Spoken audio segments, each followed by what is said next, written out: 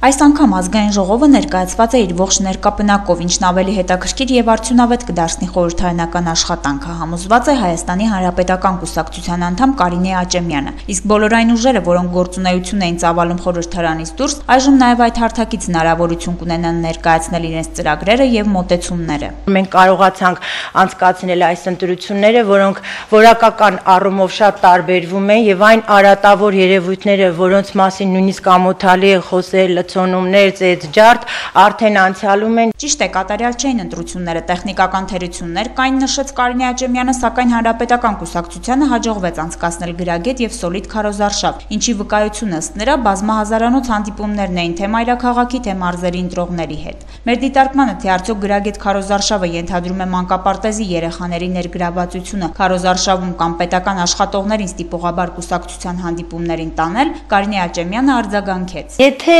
մարդը իր երեխայի հետ է գնացել, երեխան կամ դպրոցական ընտրող չի, որևէ իմաստ, որևէ նպատակ դրա մեջ ես չեմ տեսնում։ Պարզապես հնարավոր է շատ դեպքերում, այո, ընտրությունների մարդիկ երեխաների հետ գնում են, բայց որ համատարած մանկապարտեզ դա բացառում եմ, ես այդպիսի դեպք չի կարող արձանագրվի։ Ըստ Հանրապետական կուսակցության ներկայացուցչի, իրենց ընտրակաշառքների բաժանման մեջ են մեղադրել հիմնականում այն քաղաքական ուժերը, որոնք իրենք են թաթախված եղել այդ ամենի մեջ։ Կարինե Աճեմյանից փորձեցինք ճշտել, թե արդյոք նա որևէ փաստ ունի։ Ես խոսում եմ այն բողոքների մասին, որոնք ներկայացված են, որոնք ընթացքի մեջ են, իսկ դրանք ավելի շատ վերաբերվում են այլ կուսակցությունների։ Որևէ դեպք չեմ հիշում, որ ինձ մոտենան կամ մեր կուսակիցներին եւ ինչ որ բան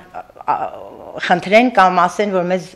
կաշառեք։ Կարինե Աճեմյանը անդրադարձավ նաև Հանրապետական կուսակցության ղեկավարի մակարդակով արվող այն հավաստիացումներին, թե այս խորհրդարանում օլիգարխներ չեն լինելու, բոլորովին այլ որակ եւ արդյունավետություն են կունենալու արդեն մայիսի 7-ին։ Նրա կարծիքով նոր խորհրդարանում քաղաքական գործիչներն ավելի շատ են, իսկ օլիգարխներն այլևս չեն զբաղվում բիզնեսով։ Արդյոք ասվածը ենթադրում է, որ Սամվել Ալեքսանյանը, Արտակ Սարգսյանը եւ մյուսները այլևս բիզնեսով չեն զբաղվում։ Սամվել Ալեքսանյանը հիմա չի զբաղվում գործարարով։ Ոչ, ինքն էլ է դա հայտարարել, իմիջայլոց ես կարծում եմ, որ չի զբաղվել։ Արտակ Սարգսյանը ունի բիզնես, բայց դա չի նշանակում, որ ինքն է դրանով զբաղվում։